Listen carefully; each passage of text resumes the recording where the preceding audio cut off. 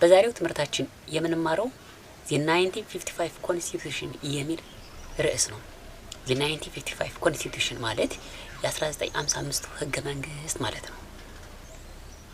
ስለዚህ በዚህ ትምህርት የምንማረው የ1955 ህገ መንግስት የተከለሰበት ዋና ዋና ምክንያቶች ምንድነው የሚለውን አብረን አንድ ላይ እንደው አጠቃላይ የ1955 ህገ መንግስትስ ለኢትዮጵያ እንደው ዲሞክራሲን ይዞ የመጣ ነው ወይ የሚለውን አብረን ዲስከስ እናደርጋለን ማለት ነው። ስለዚህ እስከ ቪዲዮ መጨረሻ አብራችሁ ይቆዩ፣ ተከታተሉኝ።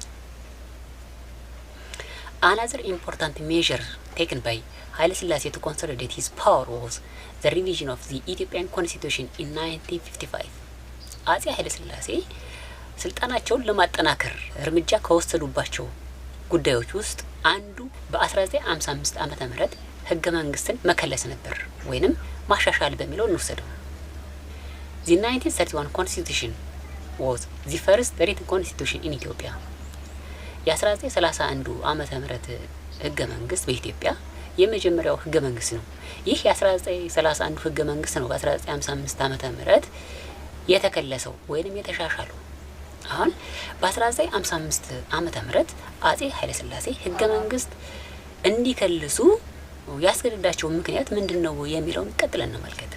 The emperor sought to provide a formal basis for his efforts at centralization.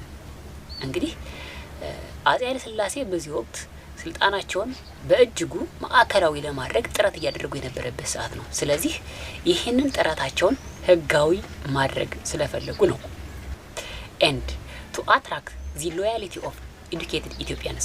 ከዚህ በተጨማሪ የተማሩ ኢትዮጵያውያንን ይሁንታ ለማግኘት ወይንም በአፄ ኃይለ ሥላሴ በተማሩ ኢትዮጵያውያን ውዳሴን ለማግኘት ነው። በቃ አሁን የተማሩ ኢትዮጵያውያን በወቅቱ አፄ ኃይለ ሥላሴ ህገ መንግስት እየከለሱ ነው ብለው እንዲያወድሷቸውና አፄ ኃይለ ሥላሴን እንዲወዷቸው የተጠቀሙበት ነው። The other reason that necessitated the promulgation of the revised constitution of the 1955 was the Federation of Eritrea. ከዚህም በተጨማሪ በ1955 ዓመተ ምህረት አፄ ኃይለ ሥላሴ ህገ መንግስት እንዲከልሱ ካስገደዳቸው ወይንም ሌላኛው ምክንያት ውስጥ ኤርትራ በፌዴሬሽን መጣ መቀላቀሏ ነው። During this time, Eritrea had an elected parliament and a more modern administration. በወቅቱ በ1952 ኤርትራ ወደ ኢትዮጵያ መጣ በፌዴሬሽን ስትቀላቀል የራሷን ፓርላማ ይዛን የመጣቸው የራሷን ህገ መንግስት ይዛን የመጣቸው ከዚህ በተጨማሪ ከኢትዮጵያውያን የተሻለ ዘመናዊ የሆነ የአስተዳደር ስርዓት የቆየባት ናት። ስለዚህ አፄ ኃይለ ሥላሴ በ1955 ዓመተ ምህረት ህገ መንግስት የከለሱት እንደው ከሞላ ጎደል ኤርትራ ካላት አጠቃላይ ስልጣኔ ጋር የቀረውን ኢትዮጵያ ክፍል ለማቀራረብ ስለፈለጉ ነው። The revised constitution of the 1955 strengthened the absolute power of the emperor. አሁንም በ1955 ህገ መንግስት ሲከለስ የአፄ ኃይለ ሥላሴን ስልጣን ያጠናከረ ነው። አፄ ኃይለ ሥላሴ ስልጣናቸው ከፍ እንዲል ወይንም በቃ አፄ ኃይለ ሥላሴ ሰማይ አይታረስ ንጉስ አይከሰስ የሚል ብሂልን ህዝቡ እንዲይዝ ተደርጎ የተከለሰ ነው። ኃይለ ሥላሴ remained the head of executive, the legislative and the judicial organs of the government.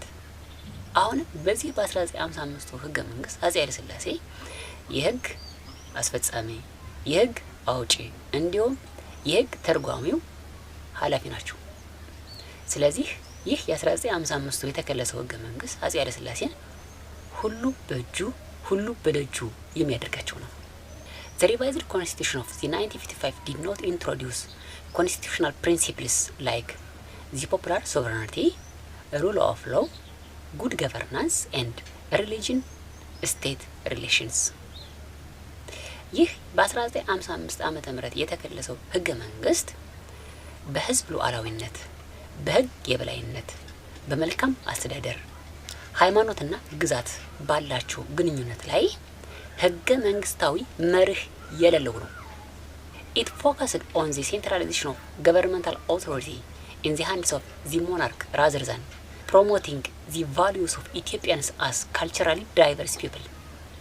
The 1955 constitution contained freedoms of assembly, freedoms of movement, freedoms of speech and freedoms of press. ይህ የ1955 የተከለሰው ህገ መንግስት ስብሰባ የማድረግ መብትን፣ ከቦታ ቦታ የመንቀሳቀስ መብትን፣ የመናገር መብትን እንዲሁም ሀሳብን በህትመት የመግለጽ ወይንም የህትመት መብትን የያዘ ነው። but they were accompanied by invalidating phrases like in accordance with the law or with the limits of the law። ይሁን እንጂ ይህ መብት ለህዝቡ በህገ መንግስት በወረቀት ተጽፎ ቢሰጠውም እነዚህ መብቶች በአፍራሽ ሀረጎች የታሰሩ ናቸው። ይህ አፍራሽ ሀረግ ህግን መሰረት አድርጎ የሚል ነው።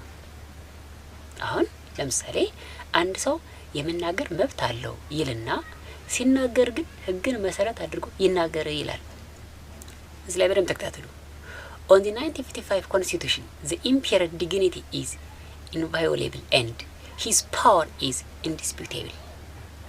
ይህ የ1955ቱ ህገ መንግስት የንጉሱ ክብር የማይጣስ እንዲሁም his power is indisputable ወይንም ስልጣኑ ለክርክር የማይበቃ ነው ይላል። ተመልከቱ፣ አፄ ኃይለ ሥላሴን መቃወም አይቻልም። ስለዚህ አንድ ሰው የመናገር መብት አለው ይልና ህግን መሰረት አድርጎ ይናገር ይላል። ይህ ማለት በሌላ አነጋገር ምን ማለት ነው? የአፄ ኃይለ ሥላሴን መንግስት ተቃውሞ መናገር አይቻልም። የሚቻለው ደግፎ መናገር ብቻ ነው ማለት ነው።